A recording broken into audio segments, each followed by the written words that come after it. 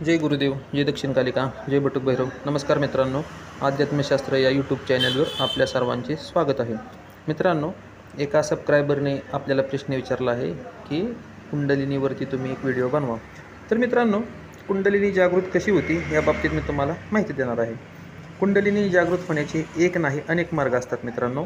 कुंडलिनी अष्टांग योगाच्या माध्यमातून सुद्धा जागृत होते, भक्तियोगाच्या माध्यमातून सुद्धा जागृत होते, ज्ञान योगाच्या माध्यमातून सुद्धा जागृत होते, संगीताच्या माध्यमातून सुद्धा जागृत होते, तंत्रशास्त्राच्या माध्यमातून सुद्धा जागृत होते. म्हणजे कुंडलिनी जागृत होण्याची एक नाही अनेक मार्ग आहेत. तर आज तुम्हाला मी योगशास्त्राच्या माध्यमातून कुंडलिनी जागृत कशी केली जाते या संबंधी माहिती देणार आहे.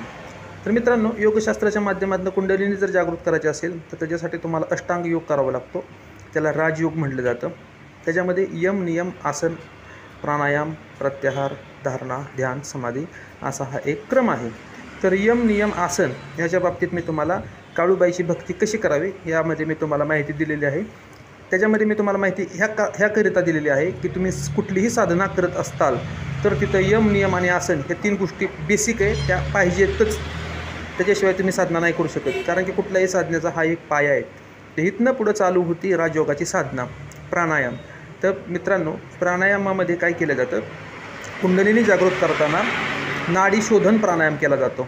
नाडी शोधन प्राणायाम म्हणजे काय, तर डाव्या साईडची जी आपली नाकपुडी असते त्याला तंत्रशास्त्र, ती जी आतमध्ये गेलेली जी नाडी आहे डाव्या साईडची त्याला इडा म्हटलं जातं, आणि उजव्या साईडच्या नाकपुडीपासून आतमध्ये जी नाडी गेलेली असते त्याला पिंगला म्हटलं जातं, आणि माकड हाडापासून जी डायरेक्टली सहस्त्रार चक्रापर्यंत जी गेलेली असते त्याला सुषुम्ना म्हटलं जातं. आणि कुंडलिनीची आपल्याला दोनच चक्रांची सध्या आपल्याला गरज आहे. एक म्हणजे मूलाधार चक्र, की जे सर्व शक्तींचं उगमस्थान आहे, जिथं सर्व शक्ती सुप्त अवस्थेत पडलेले आहेत, आणि दुसरं म्हणजे सहस्त्रार चक्र, जे आपल्या टाळूच्या ठिकाणी असतं. त्याला सहस्त्र पाकळ्या असतात म्हणून त्याला आपण सहस्त्रार चक्र म्हणतो. तर मित्रांनो, बाकीच्या चक्रांचा आपल्याला आता विचार करण्याची गरज नाही. आपल्याला फक्त मुक्कामावून कुठनं निघायचं आहे आणि कुठं पोचायचं ह्या दोन गोष्टी महत्त्वाच्या समजल्याने विषय संपला. आपल्याला मूलाधार चक्रापासून कुंडलिनी उचलून न्यायची सहस्त्रार चक्रामध्ये.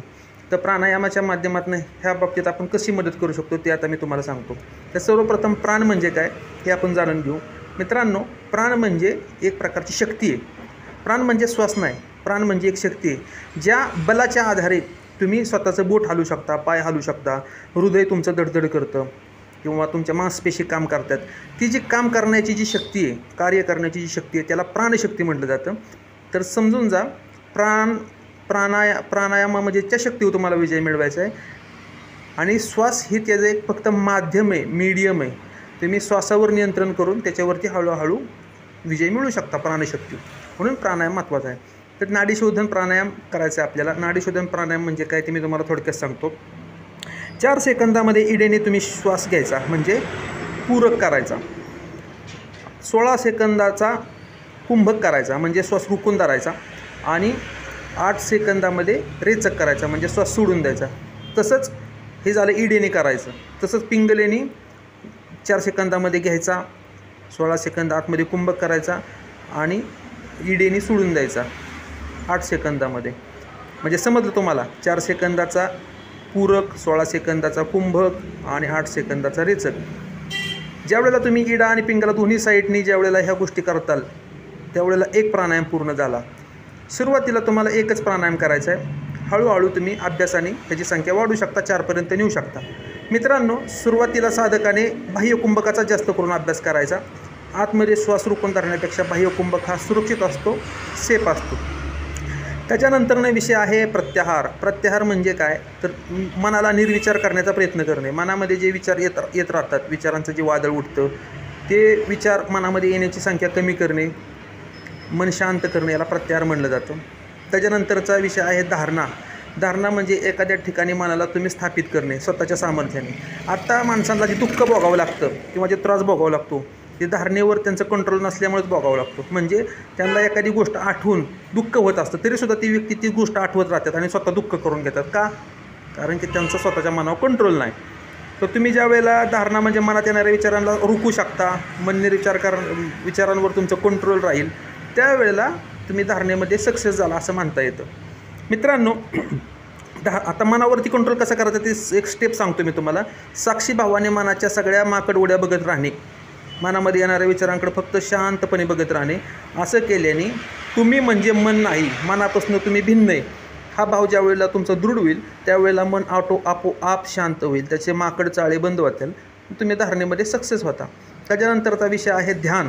ध्यान म्हणजे काय तर तुम्ही शरीराच्या बाहेर असणाऱ्या एखाद्या कुठल्याही बिंदूवरती मनाला स्थिर करणे, त्याला म्हणायचं ध्यान. किंवा डोळे झाकून तुम्ही स्वतःच्या आज्ञाचक्रावरती एखाद्या ज्योतीची कल्पना करून, सहस्त्रार चक्रावरती ज्योतीची कल्पना करून, किंवा कमळाची कल्पना करून, किंवा हृदयामध्ये एक ज्योतीची किंवा कमळाची कल्पना करून तुम्ही मनाला त्या ठिकाणी स्थिर करण्याचा प्रयत्न करणे, त्याला ध्यान म्हटलं जातं. ज्या वेळेला तुमचं ध्यान मजबूत बनतं त्यावेळेला आपोआप तुमची समाधीच्या अवस्थेमध्ये प्रवेश होतो. मित्रांनो, या सर्व गोष्टी करत असताना प्राणायाम ज्या वेळेला तुम्ही करणार आहे त्यावेळेला इडेने ज्या वेळेला तुम्ही श्वास घेणार आहे त्यावेळेला तुम्ही कल्पना अशी करायची की मूलाधार चक्रावरती जी कुंडलिनी शक्ती विटोळं घालून बसलेली 3.5 विटोळे, त्याच्यावरती तुम्ही प्राणशक्तीच्या धक्के देता त्याला, अशी तुम्ही कल्पना करायची. ही कल्पना अत्यंत महत्त्वाची आहे, कारण की त्या तुमच्या कल्पनेने कुंडलिनी शक्ती जागृत व्हायला चालू होती आणि जागृत होऊन मग ती ऊर्ध्वगामी चालू होऊन त्या षटचक्रांचं भेदन करून सहस्त्रार चक्रापर्यंत येते. मित्रांनो, आज्ञाचक्रापर्यंत भेदन तर कुंडलिनी सहजच करू शकते, परंतु आज्ञाचक्राच्या वरती भेदन करण्यासाठी सद्गुरूची आवश्यकता असते. तिथं सद्गुरू स्वतः प्रत्यक्ष पुढं असल्याशिवाय सहस्त्रार चक्रापर्यंत कुंडलिनी येत नाही. ज्या वेळेला आज्ञाचक्रापर्यंत कुंडलिनी येते त्यावेळेला तुम्हाला सगुण रूपात दर्शनं चालू होतात, सबीज समाधीची प्राप्ती होती. ज्या वेळेला कुंडलिनी सहस्त्रार चक्रापर्यंत जाते त्यावेळेला निर्विकल्प समाधीची प्राप्ती होती. थोडक्यात समजून जा, सविकल्प समाधी ही तुम्हाला लागू शकते भाव समाधी गुरु नसला तरी, परंतु निर्विकल्प पूर्ण समाधी पक्की समाधी तुम्हाला गुरुच्या प्राप्तीशिवाय घडणं कदापि शक्य नाही. गुरु असल्यावरच ती प्राप्ती तुम्हाला घडते. तर हे झाला विषय सगळा सांगितला तुम्हाला राजयोगाचा, कुंडलिनीचा. मित्रांनो, याच्यामध्ये मूलबंध, ओडियानबंध, जालिंदरबंध हे त्रिबंध पण असतात. परंतु ज्या वेळेला तुम्ही प्राणायाम करता आणि ज्या वेळेला धारणा आणि ध्यानाच्या स्थितीत तुम्ही असता त्यावेळेला हे बंध आपोआप लागले जातात. विशेषतः प्रयत्न करून तुम्हाला लावण्याची गरज नाही, हे मी तुम्हाला विशेषतः सांगतो आहे की मूलबंध, ओडियानबंध, जालिंदरबंध ही कुंडलिनी शक्ती स्वतःहून तुमचे लावते, स्वतः तुम्हाला लावण्याची गरज नाही, आपोआप लागले जातात ते त्रिबंध. आणि दुसरी गोष्ट म्हणजे ही आहे सगळ्यात महत्त्वाची, ज्याचं लंगोट पक्का आहे, ज्याचं ब्रह्मचर्य कडक आहे त्यांनीच ही साधना करावी. जर ब्रह्मचर्य तुमचं पक्कं नसेल, तुम्ही लंगोटाचं पक्कं नसताल आणि तर तुम्ही ही जर कुंडलिनीला जर डिवचाय जाताल, त्याला छेडछाड करताल, तर तुम्हाला मानसिक विक्षिप्तता, वेड लागू शकतं, तुमच्या शरीरात रोग उत्पन्न होऊ शकतात. कारण की हा बेसिक नियम आहे, ज्याचं ब्रह्मचर्य ज्याचं पक्कं आहे त्यांनीच हे साधना करायच्या असतात. अष्टांग योगाच्या यमनियम कठोर पाळावं लागतात. यमनियमाबद्दल मी माहिती माझ्या आधीच्या व्हिडिओमध्ये दिलेली आहे. तर ही झाली ठोकळ माहिती मी तुम्हाला सांगितली आणि मला असं वाटते की जी मी तुम्हाला माहिती सांगितली याच्या आधारे तुम्ही साधना करू शकता. पुरेशी एवढी तुम्हाला साधना करण्यासाठी माहिती. साधना करत असताना जर तुम्हाला काही अनुभव आले, अडचणी आल्या तर तुम्ही मला कॉन्टॅक्ट करू शकता. आता साधना तुमची सक्सेस झाली हे ओळखणार कसं, तर त्याची पण तुम्हाला मी लक्षणं पुन्हा सांगतो.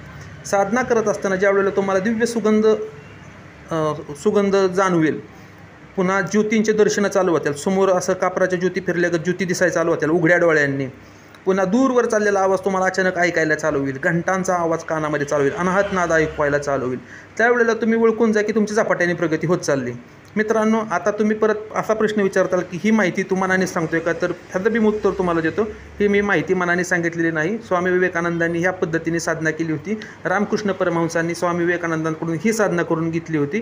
ती मला वाचण्यात माझ्या आलेले तिचे साधक माझ्या परिचयाचे आहेत आणि त्यांनी ही साधना ही लोकं करतात. साधकांच्या संगतीतनं मला ही गोष्टी माहिती झाल्यात, ती मी माहिती तुम्हाला सांगितली.